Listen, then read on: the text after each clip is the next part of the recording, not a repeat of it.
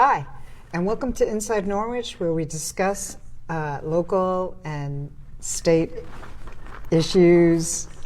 This week, we're going to be speaking with Nick Cassiano about privacy and the public hearing on the ordinance for cameras that is happening on Monday, July 20th at City Hall. Hi, Nick. Thanks for coming by. Hey, great to see you again. It was a good last talk we had about schools, but I know you have a lot of great information about privacy, and so let's start. Yeah. So we have an ordinance meeting on Monday to discuss the adding of cameras, speed cameras essentially. Connecticut passed a law a couple years ago, I want to say it was 2003 or 2004, or sorry, 2023 or 2024, that allowed us to institute speed cameras throughout the state. And this is actually kind of a big issue because people don't realize the implications when it comes to not only privacy, but when it comes to your rights as people. So I think we should start off first and talk about how these function. Okay. Right? So I've known a couple of people who've gotten tickets out, Beacon Falls, Middletown, et cetera. People have been getting tickets all over the state. And this is separate from the camera ones that you get on the highway for going through a construction zone. Oh. Right? Okay. So these are actually two separate issues. People might confuse the two. Mm-hmm. These are specifically city ordinances that allow for the cities to institute cameras. Right. Okay. So Norwich wants to go ahead and actually start doing this. A lot of other towns, like I said, Beacon Falls, Middletown. There's probably like 12 now. One of the big issues is that I've seen is the way the law is written is actually very poor. So when you look at it, a couple of things that's supposed to happen is that the device will take a picture of your car, say like you were going X speed, say 10 miles over. There's a grace, so if it says 35, you can go up to 45 before it'll ticket you. Oh, okay. However, so say for instance you're going 47 and 35, it'll snap a shot of your license plate, and then somebody will review that as saying like, hey, this person violated it. So there is a human in the loop. And then the registered owner of the vehicle is ticketed. That's where the issue comes in. Right. Because as we all know, a car itself cannot commit a crime. A driver has to. Right. So the individual driver who's driving that vehicle is not ticketed. The owner's ticketed. Now, if you look through the law, as I log back in, it limits the number of defenses you're allowed to take. Okay. Yeah. It's not like you can go to the court, you can contest and go to the court and say, I wasn't driving. That is not a legitimate defense according to the statute. That's not right. According to the statute, you have to, one, it's either an emergency vehicle, you were driving an emergency vehicle and you were speeding, a traffic control signal was not working. Okay. So you violated because it wasn't properly operating. It was necessary to comply with orders or directions from law enforcement. So a cop told you to do something. Okay. The violation was necessary to allow the passage of an emergency vehicle. The violation took place during a period of time in which the motor vehicle had been reported as being stolen to a law enforcement unit. So if your car was stolen, you're not liable for it. Okay. Or the last one is if the traffic enforcement equipment was not operating according to its specifications. Sure. Which again, how do you prove that? Yeah. Right? They could know, but they're how are you going to get that info? There's no way to prove that one. Mm-hmm. It's never, I wasn't driving. So the issue then becomes at hand is this. The 14th Amendment states that you have the right, or you cannot be deprived of life, liberty, and property without due process of law, right? Mm-hmm. And we in the United States have the belief of innocent until proven guilty. It is on the state Right. to decide or to prove that an individual is guilty of a crime, right? Beyond a shadow. There's beyond reasonable doubt and preponderance of evidence, right? Okay. It all depends. Like, this is more civil. Like, they consider these as civil infraction. However, that doesn't negate the requirement for the state to prove its case, not the other way around. But in this instance, you are ticketed as the owner of the car. You have burden of proof. Right. You have the burden of proof that you did not. And not only that, but you have limited avenues to disprove. To get that Right. evidence, right? Like, yeah, to disprove it. Because you can't say you weren't driving, because that's not a legitimate case. You can't, even though it says, well, what if it was operating incorrectly? They can't prove that. Because you can't prove, how do you prove that it's working according to specifications? How do you know that the radar gun is working properly? How do you know that the camera's working properly? Right. You can't prove that. So it comes down to you have no means of defense. So essentially, all these cameras do is say, they took a picture and they said, you broke the law, pay us. Yeah, that's what they want. Pay Right. us. Right. Just pay us. Now, it's interesting is in Florida, within the last 6 months, a court found that these automated ticketing devices are unconstitutional. Oh, okay. So, going through that case, the court, its concerns, and to quote them, is the procedural fairness of adjudicating guilt under a statutory framework that shifts the burden of proof to the accused in a proceeding governed by reasonable doubt standards is a concern. Again, because the burden of proof is now swapped from the government to the individual, individual. that there is a problem with this. And they further went on to say the Due Process Clause protects against arbitrary legislation and against procedures that deprive an individual of life, liberty, and property without an adjudicated process, which we do not have in this law. There is no real process to stand up and say, I didn't commit this infraction. There should be. There should be, yes, but there's not. Absolutely. Yeah, so it's completely unconstitutional in that regard. And, Absolutely. And I mean, like, how do you defend yourself? You have to now, process paperwork, or, the burden of proof is on you.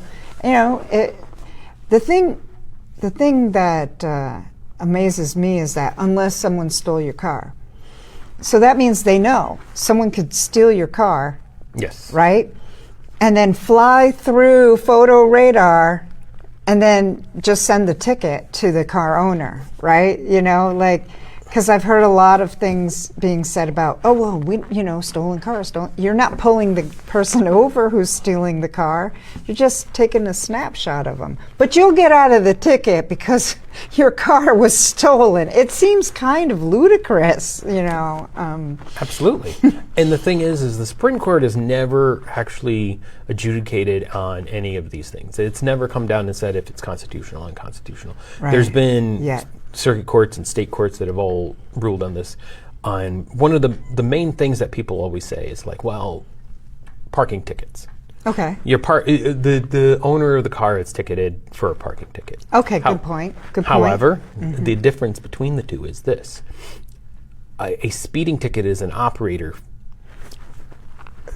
Exactly. An It's operational function, yeah. right. Yeah. Whereas a parking thing is a property violation. It would be Okay. no different than you getting a blight ticket for having your grass too long. Okay, or maybe, okay, yeah. It was I could see ultimately that. a responsibility. That was your to- responsibility, Right. your property.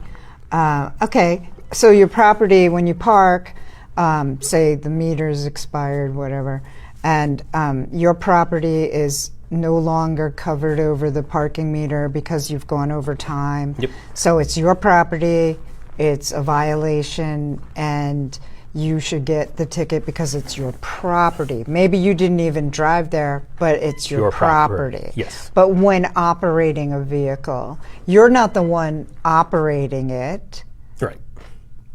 but they're saying they're ticketing the property. Right. Okay, that's... But that makes no sense because, it again, doesn't.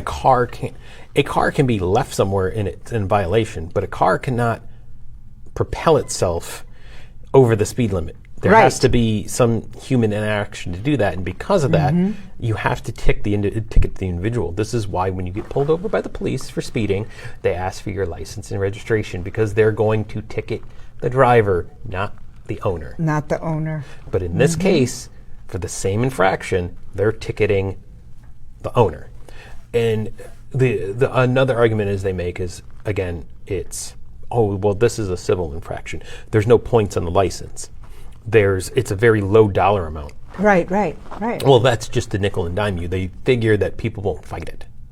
If they introduce it at that level, Right. it could escalate. I think it would, they know that if they go too high with this, they're going to invite a lot of suits. Right. So right. they're keeping it where people aren't. It's a nuisance. But here's the dangerous part: is we've set precedents where we say, all right, this violation happens, we ticket this person, even if they didn't do anything or they did whoever was driving, and it's a low dollar amount, so they just pay it because it's just a nuisance. Yeah. What's to prevent them from doing anything else, especially with flock cameras? Now we have these flock cameras, right? Oh, yeah, we Oh, do. we see someone jaywalking. Or not jaywalking, let's say, I don't know, like Littering. littering or anything else, and now it's a nuisance. Here's $25 fine. Here's a $50 fine. Well, not to go too far off the subject, I think it was last year or the year before, they put that vagrancy ordinance.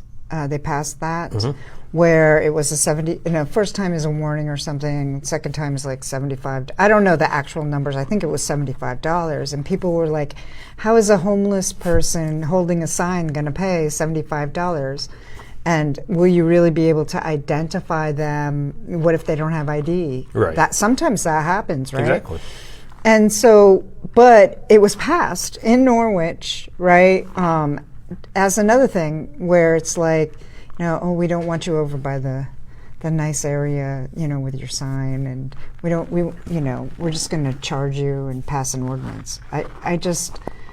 It seemed kind of, that's a nuisance, right? Like for the person who's on the corner, but it's strange, the ordinances that they will pass, right? And sometimes they fast track those. And what I noticed with this ordinance was, it was more like it was taken from a template and there was like very little privacy consideration in there. I have a lot of questions. I'm going Monday. I got a lot of questions. How long are you going to retain the data? Who are you sharing it with? Is it not on you because you're using a third-party vendor to do that? Is it like, who are they sharing it with?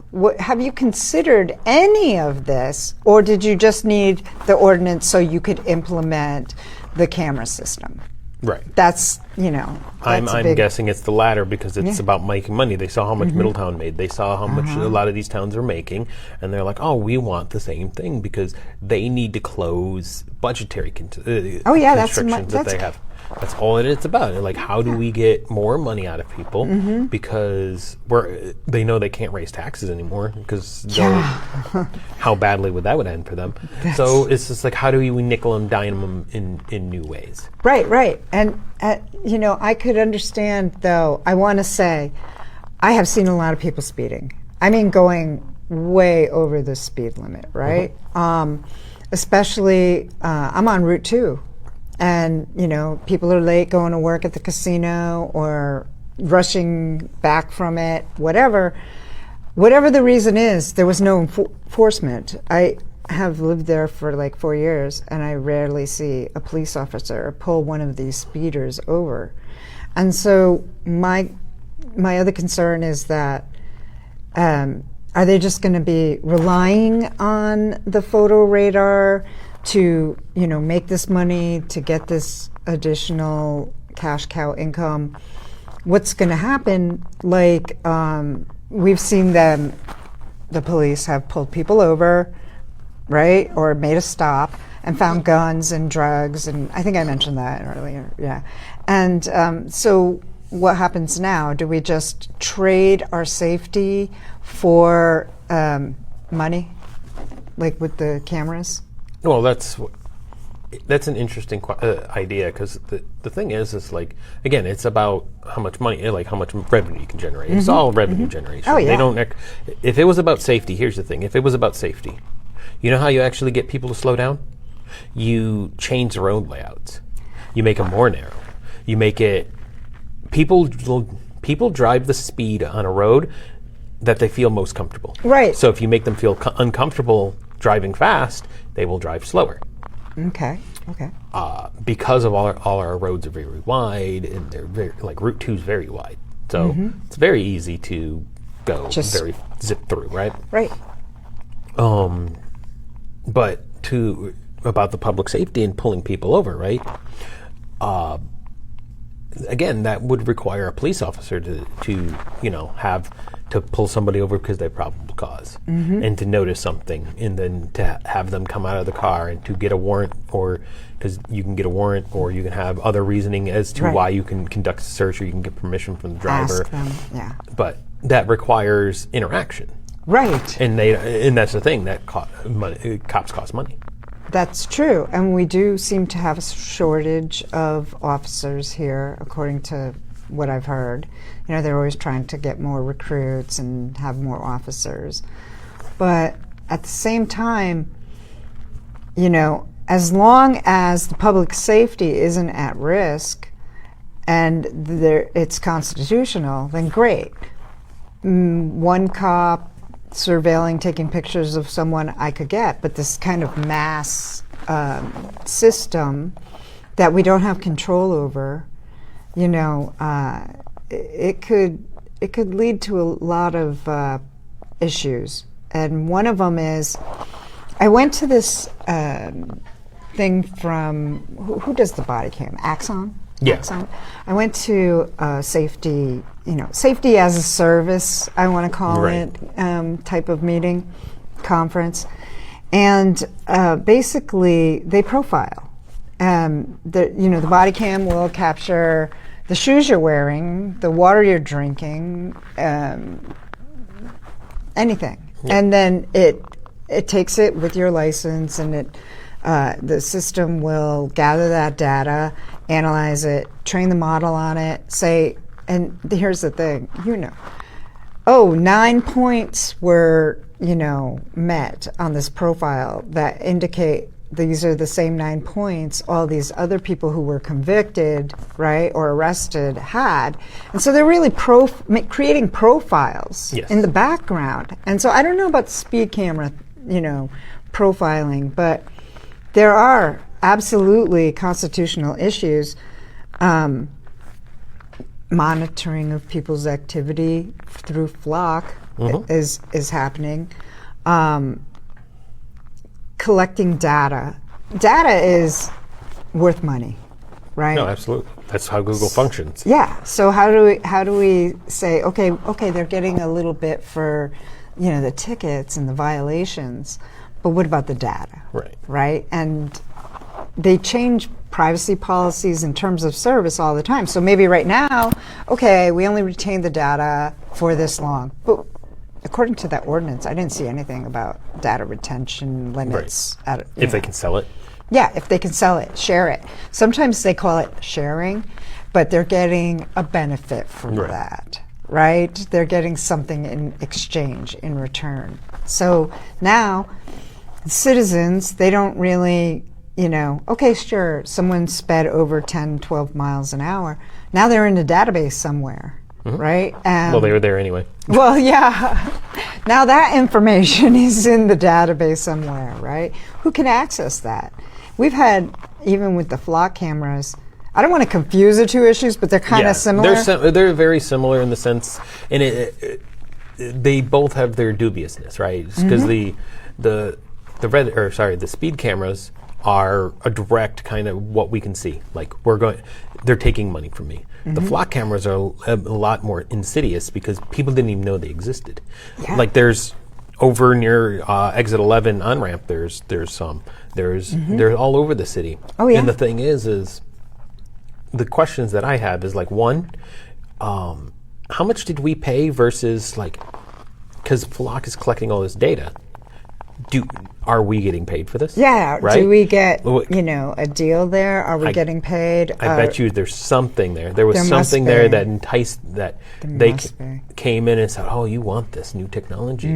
But not only that, but we've seen where was it? It was recently, in the last 2 weeks, a gentleman had rented a car. It was listed as stolen. A flock camera picked it up, alerted the police, and they pulled him over and arrested him. And they eventually figured out that he didn't actually steal the car. Right. But that is insane. Yeah, that's an issue. That's horrendous. Yeah. That's not with these things should. We were talking about this earlier, but when you looked at technology, or when you look at the Constitution and the Bill of Rights explicitly, it's always a limitation on what the government can do. It's always saying like these rights are inherent to human beings, and these are protected from the government explicitly, right? And every time a new technology comes out for centuries, for like 200 and I would say 210 years, every time a new technology would come out, the courts would automatically assume that the protections extended to this new technology and said, hey, the government cannot do X, Y, and Z because it is assumed that it's protected under the First Amendment. It's assumed it's protected under the Fourth Amendment, right? Right. But in the recent years, in the last 50 years, I would say, every time a new technology comes out, the government has been, the courts have been less likely to want to protect it. They'll say, it's different. It's not really protected.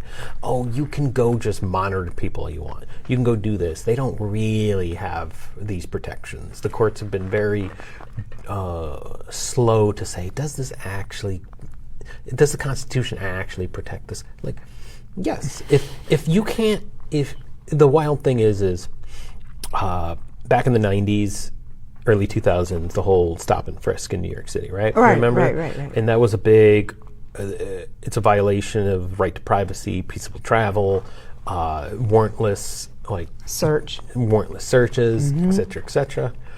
And how is this any different where it's some cameras constantly following every little thing you do? See, and that's the thing, right? That's the thing. If it was like a police officer taking a picture of you, say crossing the street, or is it mass surveillance without permission by the public either? I mean, I'm not saying they need it, but and collecting of data. Here I was at this store at 2 p.m. And then the next flock camera will catch my plate or my, even myself and my other data that's, say I have Bluetooth on or whatever, right? And, which I wouldn't, by the way. But now I'm at, the Wendy's. And then I go down to the Walmart. And basically, some of the misuse cases were officers who had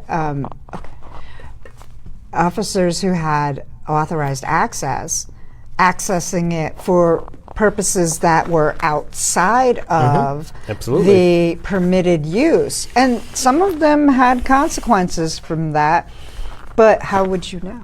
Right. How would you know that can't. people, there was one case, I think might have been Florida, where there were like 4 officers misusing it. Yeah, right? I believe it. Yeah, and so maybe with the photo radar, the data won't get misused. But how do we know? Well, the thing is, how do we know? So look at HIPAA laws, right? HIPAA laws exist so that medical professionals cannot misuse it. They can't release things. Data needs that same protection. If anything, they don't need to be collecting this in the first place. That's it. If I was emperor for a day, that's what I would do.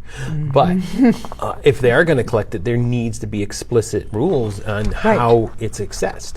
Like, just because they have the data doesn't mean that it doesn't still need a warrant to extract certain things, like to extract where their location, all the metadata, et cetera, because right now they're just saying, it's Minority Report almost, where you can do pre-crime. No, really. I see that a lot. I see that, especially with the profiling, right? And just because I drink a Dasani and wear Reeboks doesn't mean I'm committing this crime, because but the one other thing is that it disturbs me that they just wanted to do the photo radar, pulled the ordinance out of some template that another town used. They did no thoughts. And and they did not even consider any of these privacy issues. It's almost like, as a citizen, as the public, a person in the public, I don't trust that. No, you shouldn't trust them at all. There was no consideration for anything except, okay, let's just copy and paste this. Right, they don't. Right. and as we've seen before, poorly written laws are exploited, and it's always the people who pay the price. Yeah, absolutely. Well, Nick, we're drawing on the close time for this issue, but I know there's a lot more to discuss. Absolutely. And for anyone who's interested in information about how the flock cameras came to be in Norwich, it was actually an initiative by Singh when he ran as council in 2021. Who he's the one who it was in the Norwich Bulletin. You can look it up, or do a little more research on that.